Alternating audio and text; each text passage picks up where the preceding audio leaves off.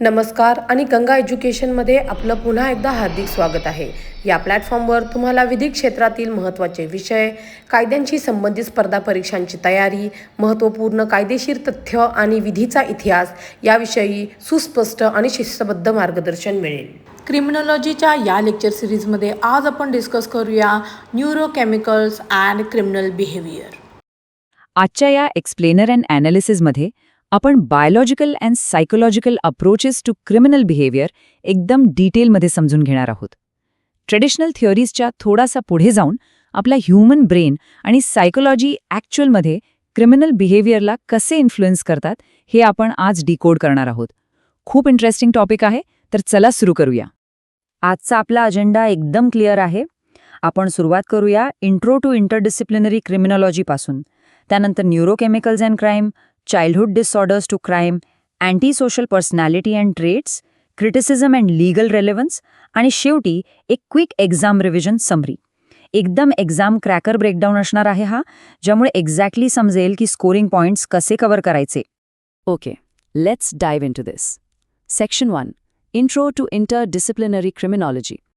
आता एक्झामच्या दृष्टिकोनातून हा डिफरन्स समजणं ॲब्सोल्युटली क्रुशियल आहे. बघा, ट्रेडिशनल थिअरीज नेहमी काय म्हणतात की क्राईमसाठी एक्सटर्नल फॅक्टर्स आणि आपली सोसायटी जबाबदार आहे, पण मॉडर्न इंटरडिसिप्लिनरी अप्रोच याच्या थोडा विरुद्ध जातो. त्यांच्या मते फक्त सोसायटी नाही, तर आतले बायोलॉजिकल, न्यूरोकेमिकल आणि सायकोलॉजिकल फॅक्टर्ससुद्धा तितकेच मॅटर करतात.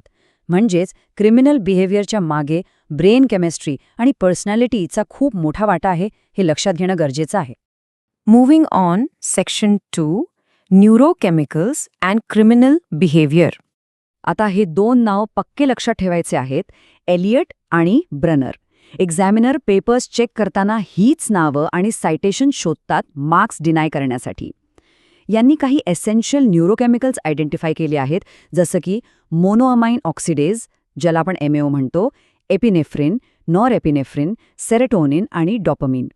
हे स्पेसिफिक केमिकल्स आपल्या ब्रेनच्या पार्ट्सला डायरेक्टली ॲक्टिवेट करतात आणि आपल्या ॲक्शन्स कंट्रोल करतात.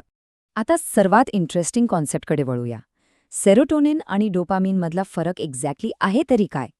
जर ब्रेनमध्ये सेरोटोनिनची पातळी कमी असेल तर इम्पल्सिव्हिटी, इमोशनल इन्स्टेबिलिटी आणि एग्रेशन खूप वाढतात. रिसर्च तर हे पण सांगते की कंडक्ट डिसऑर्डर असलेल्या केसेसमध्ये सेरोटोनिन नेहमी कमी आढळतात. दुसऱ्या बाजूला डोपामिन हे प्लेजर म्हणजेच आनंदाशी जोडलेलं आहे. डोपामिनची जेनेटिक्स आणि त्याचा इम्बॅलन्सचा सीधा कनेक्शन ADHD आणि एफेक्टिव्ह वर्सेस प्रेडेटोरी अग्रेशनसोबत आढळून येतं. मॉर्ली आणि हॉल यांचा हा 2003चा कोट ॲब्सोल्युटली इम्पॉर्टंट आहे. ते म्हणतात, genes affecting the dopaminergic system are associated with impulsivity, ADHD and violent criminal behaviour. म्हणजेच जेनेटिक्स आणि केमिस्ट्री एकत्र येऊन अँटी सोशल टेंडन्सीज कशा ट्रिगर करतात हे त्यांनी परफेक्टली सांगितलं आहे. सो टेक्निकली काही लोकांमध्ये व्हायलंट बिहेवियरचं बीज त्यांच्या जीन्समध्येच रोवले गेले असतात. Let's shift our focus now to section 3, childhood disorders to crime. हे जे प्रोग्रेशन आहे ना, हे ब्रिलियंटली इलस्ट्रेट करतं पाईपलाईन ऑफ क्रिमिनॅलिटी. इथे आपण क्लिअरली पाहू शकतो की लहानपणाचे अनट्रीटेड डिसऑर्डर्स मोठेपणी किती डेंजरस होऊ शकतात. अर्ली चाइल्डहुडमध्ये ODD पासून सुरुवात होते, त्यानंतर मिडल चाइल्डहुडमध्ये हे ADHD आणि कंडक्ट डिसऑर्डरपर्यंत पोचतात आणि अडल्टहुडमध्ये त्याचा रूप अँटी सोशल पर्सनॅलिटी डिसऑर्डर म्हणजेच ASPD मध्ये होतं. अपोजिशनल डिफाईन्ड डिसऑर्डर यानी ODD लहान मुलांमध्ये आढळून येणारा हा पहिला आयडेंटिफायबल बिहेवियरल डिसऑर्डर आहे. याची लक्षणं म्हणजे एक्स्ट्रीम डिफायन्स, सतत वाद घालणे आणि इरिटेबिलिटी. जर वेळेस याच्याकडे लक्ष दिला नाही तर हा पहिला रेड फ्लॅग पुढे जाऊन चोरी आणि सबस्टन्स अब्यूजसारख्या गंभीर समस्यांमध्ये बदलू शकतो. आता ADHD आणि कंडक्ट डिसऑर्डर ज्याने CD याचे डिटेल्स समजून घेणं खूप गरजेचे आहे. बघा, फक्त अटेन्शन डेफिसिट असल्याने क्रिमिनल बिहेवियर येत नाही, पण जर ADHDला कंडक्ट डिसऑर्डरची जोड मिळाली तर फ्युचरमध्ये क्राईमचा रिस्क ट्रिमेंडसली वाढतो. अशा केसेसमध्ये हायपर ॲक्टिव्हिटी, इम्पल्सिव्हिटी, स्वतःच्या चुकांपासून काहीही न शिकणे, सामाजिक नियमांचा सिव्हिअर व्हायोलेशन आणि फिजिकल अग्रेशन हे सगळं प्रामुख्याने दिसून येतं. Now section 4, anti social personality and traits. इथे आपण अँटी सोशल पर्सनॅलिटी डिसऑर्डर म्हणजे ASPDची प्रॉपर डेफिनेशन पाहूया. आपण आपल्या नोट्समध्ये अबव 18 हे स्ट्रिक्टली अंडरलाईन करून ठेवणं एक चांगली स्ट्रॅटेजी आहे. कारण ASPD डायग्नोज करण्यासाठी मेडिकली व्यक्तीचे वय 18 वर्षाहून अधिक असणे मॅन्डेटरी आहे. या कंडिशनमध्ये इतरांच्या राईट्सचा सतत disregard, manipulative behaviour, lack of empathy आणि repeated criminal involvement clear cut observe केला जातो. 70 ते 90%, 70 to 90%, हा डेटा खरंच शॉकिंग आहे. हे त्या व्हायलंट ऑफेंडर्सचं पर्सेंटेज आहे ज्यांनी त्यांच्या लहानपणी एक्स्ट्रीम ॲग्रेशन दाखवलं होतं. हे डायरेक्टली प्रूव्ह करतं की व्हायलंट अडल्ट ट्रेट्स आणि अर्ली चाइल्डहुड ॲग्रेशनमध्ये किती स्ट्रॉंग लिंक आहे. Moving forward to Section 5, Criticism and Legal Relevance. आता हे लक्षात घेणं खूप जरुरी आहे की न्यूरोकेमिकल्स अकेले ॲक्ट नाही करत. ते नेहमी आपल्या एन्व्हायरमेंटसोबत इंटरॅक्ट करतात. म्हणजेच बायोलॉजी आणि जेनेटिक्सचा वापर क्राईमसाठी एक्सक्यूज म्हणून केला जाऊ शकत नाही.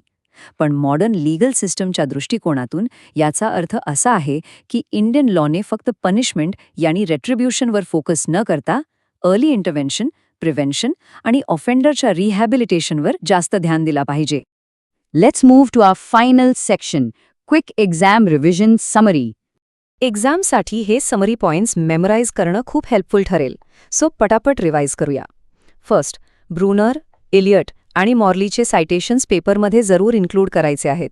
सेकंड, सेरोटोनिनची कमी ॲग्रेशन वाढवते आणि डोपामिनचा लिंक रिवॉर्ड आणि ADHD सोबत आहे. थर्ड, ती पाईपलाईन पक्की लक्षात ठेवायची आहे. OD नंतर CD आणि त्यानंतर ASPD. फोर्थ, ASPD डायग्नोसिससाठी एज 18+ मॅन्डेटरी आहे. आणि फिफ्थ, मॉडर्न लॉचा फोकस रिट्रिब्युशन नसताना रिहॅबिलिटेशनवर असावा. हे points definitely maximum marks secure करायला मदत करतील. आणि आखिरात एक प्रोव्होकेटिव्ह सवाल सुचूया. जर व्हायलंट बिहेवियर हे प्युअरली जेनेटिक, न्यूरोकेमिकल इम्बॅलन्सेस आणि चाइल्डहुड डिसऑर्डर्सचा रिझल्ट असेल तर लॉने एखाद्या जेनेटिकली प्रीडिस्पोज्ड ऑफेंडरला आणि एखाद्या कॅल्क्युलेटिंग क्रिमिनलला सेम वयची सजा दिली पाहिजे का? यावर नक्कीच डीप विचार करा. For more such law lectures, subscribe to Ganga education. हे सत्र पाहिल्याबद्दल धन्यवाद. हा व्याख्यान उपयुक्त वाटला असल्यास कृपया लाईक करा, शेअर करा आणि गंगा एज्युकेशनला सबस्क्राईब करा. अशाच महत्त्वपूर्ण कायदेविषयक व्याख्यानांसाठी आमच्याशी जोडलेले रहा.